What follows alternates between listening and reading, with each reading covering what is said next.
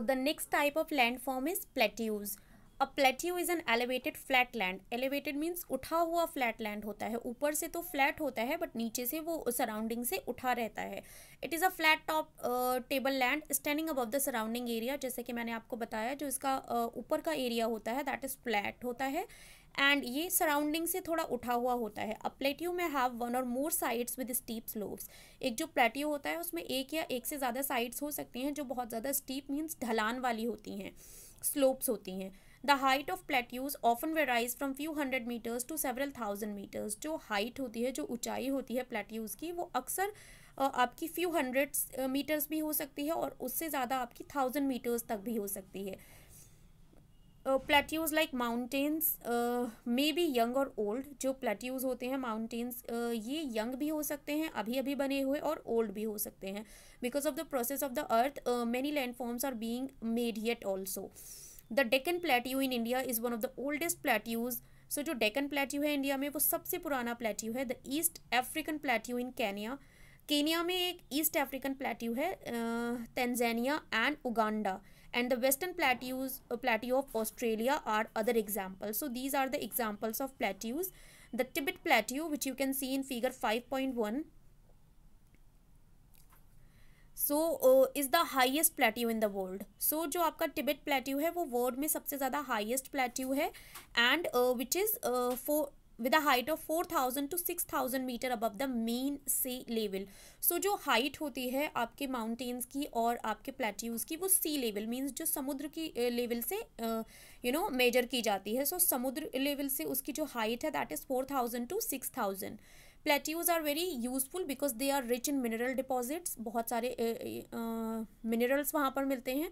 As a result many of the mining areas in the world are located in the plateau areas. Mining means होता है खाने. सो जो आपको minerals मिलते हैं वो मोस्ट ऑफ द टाइम आपको माइन से ही मिलते हैं. सो बहुत सारी माइनिंग एरियाज़ हैं पूरे वर्ल्ड की जो कहाँ पर लोकेटेड हैं, जो प्लेट्यू एरियाज़ में लोकेटेड हैं.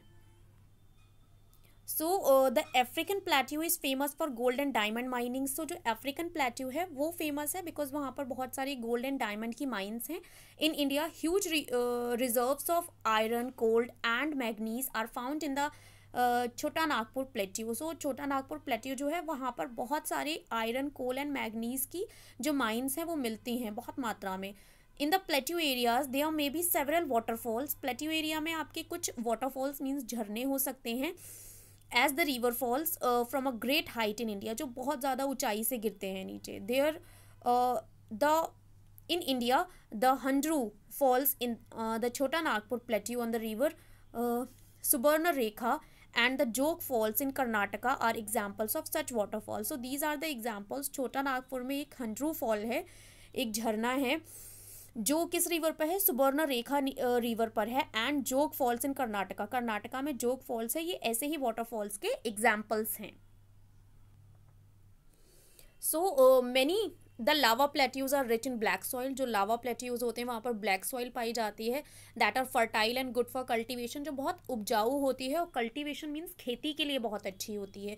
Many plateaus have scenic spots, बहुत सारे स्पॉट्स होते हैं. And are great of attraction of tourist means जो टूरिस्ट होते हैं उनके अट्रैक्शन, आकर्षण का केंद्र होते हैं. So these were about the second landform that was plateau. Next type is plains. So we live in UP, that is also comes in northern plains.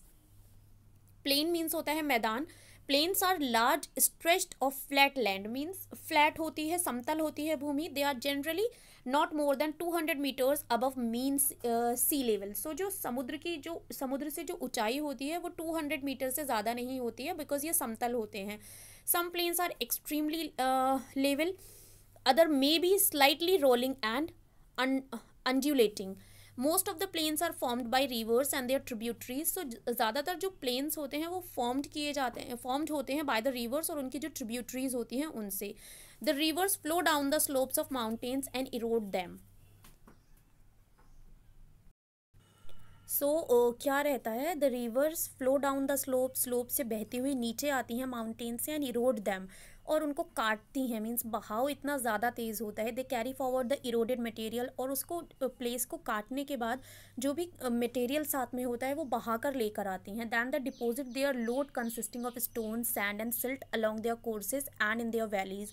जिस भी घाटी में वो बहकर आती हैं अपने साथ वो सारा मटेरियल, मीन्स स्टोन्स होते हैं, सैंड होती है, we can silt, we can say कीचड़, अपने साथ बहा कर लेकर आती हैं। It is from these deposits the plains are formed, और यही जो डिपॉजिट होता है, जो रिवर्स अपने साथ बहा कर लाती हैं, इन्हीं से हमारे जो प्लेन्स होते हैं वो फॉर्म किए जाते हैं। Generally plains are very fertile, सामान्यतः तो if we talk about the plains, तो बहुत ज़्यादा उपजाऊ होते हैं। यू कैन सी कि जो प्लेन्स होते हैं वहाँ पर बहुत ज़्यादा कल्टीवेशन आप कर सकते हैं।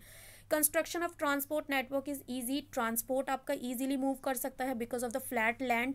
दस these plains are very thickly populated regions of the world. So इसी वजह से पूरी दुनिया में जो प्लेन्स होते हैं वो बहुत ज़्यादा वहाँ पर जनसंख्या का घनत्व होता है। Some of the largest plains made by the rivers are found in Asia and North America. So rivers के द्वारा जो बड़े बड़े प्लेन्स बनाए गए हैं वो मोस्टली जो है that is found in Asia, in the continent where we live, and in North America. For example, in Asia, these plains are formed by the Ganga and the Brahmaputra in India.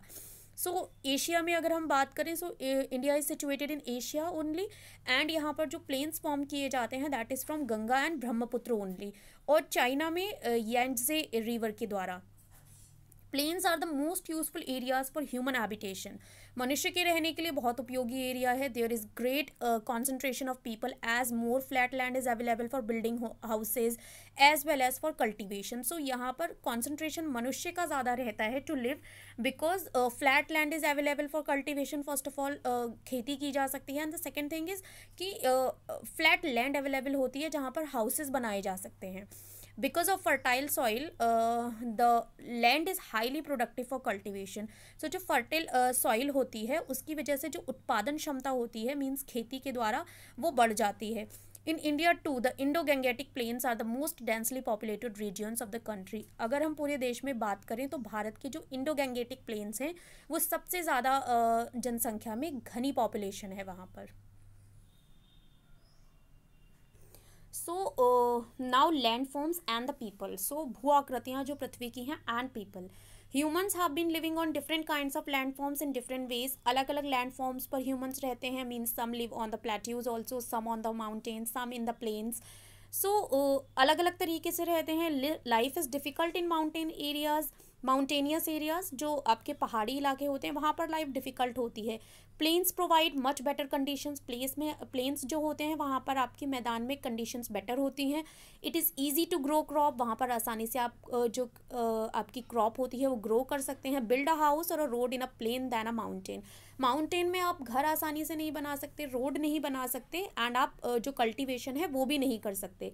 Can you point out some differences in the ways people live on different kinds of landforms. So क्या करना है, you have to point out some differences, like what are the differences there when people are living in mountains and plateaus and plains. So obviously उनका living change हो जाता है।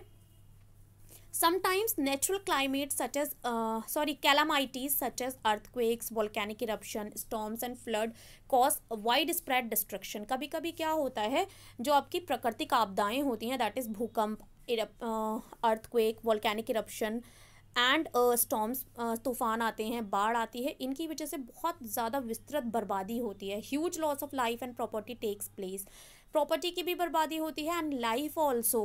By creative awareness about such incidences we may lower the risk. So अगर हम जागरूकता फैलाएं इन चीज़ों के बारे में, सो हमारा जो लाइफ का रिस्क है वो हम कम कर सकते हैं ह्यूमंस की।